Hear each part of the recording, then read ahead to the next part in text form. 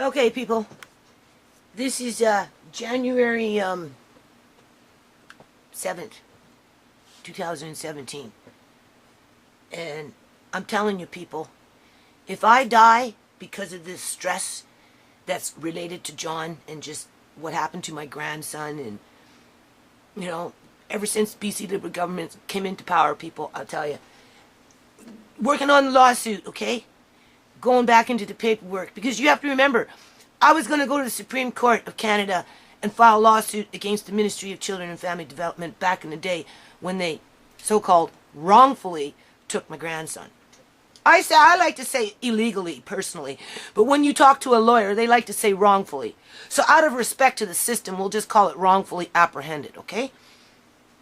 Well, obviously, I never made it to the Supreme Court of Canada, but I have a whole whack of fucking paperwork sitting up over there, and a debt load sitting over there, because it costs money, right? To, you know, go out there and photocopy and just whatever it is that you think you're doing, because you don't know what you're doing. That's the point, people.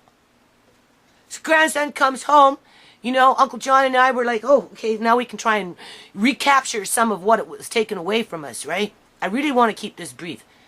And, you know, get back to a sense of normality in our life, a little bit of peace, you know, and a little bit of hope, and maybe bring in a little bit of, just a little bit of prosperity, right? Well, it didn't happen now, did it?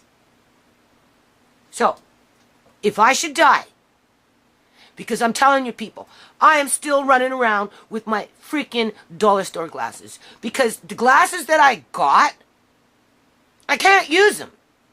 They don't work. This bifocal shit makes me like this, walking through the house, because I can't see nothing.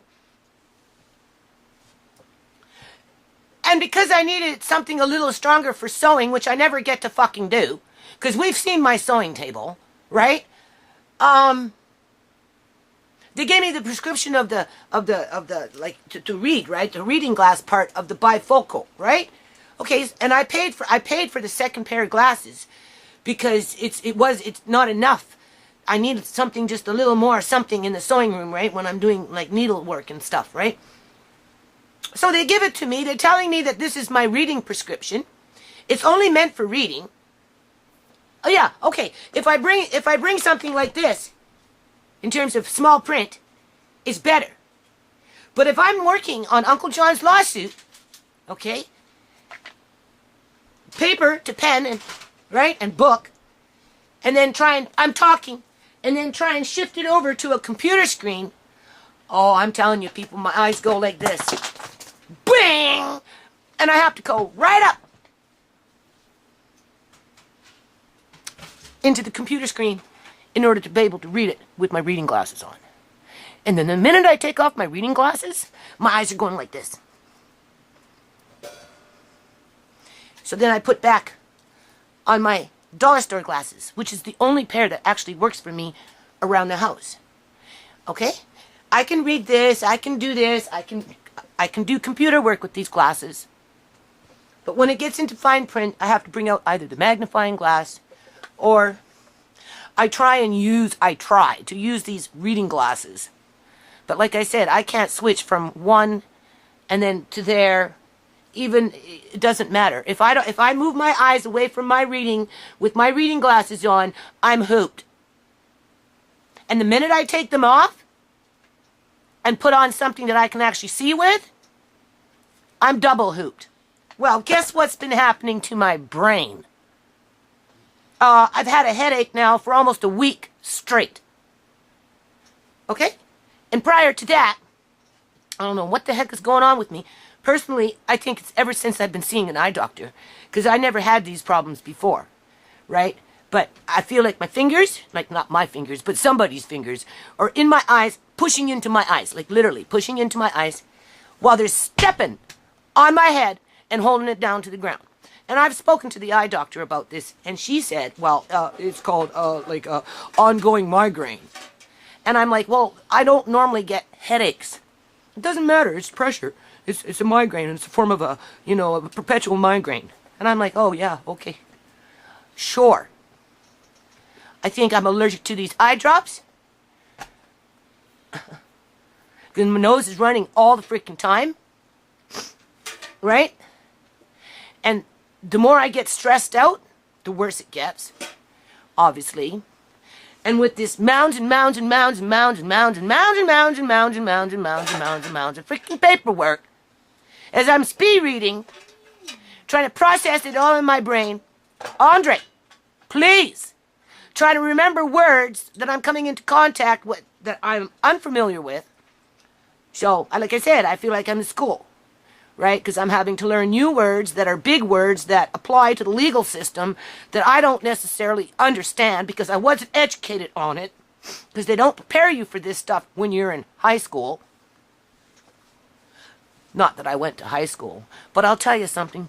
The only thing that's getting me through this, people, seriously, and this is the last thing I gotta say, because if I die, whatever paperwork that I have put together so far, my kids need to follow up on it and add me to the list of harm and injury in terms of the stress that Fraser Health put upon my family in conclusion with other union entities within the BC Liberal government over the last, I forgot to mention, over the last, it was 2017, since 2003, they illegally, I'm telling you people, they illegally cut me off of social assistance back in 2003 of January with my 5 dependent children, and then refused to give me social assistance when I made a new application back in 2006.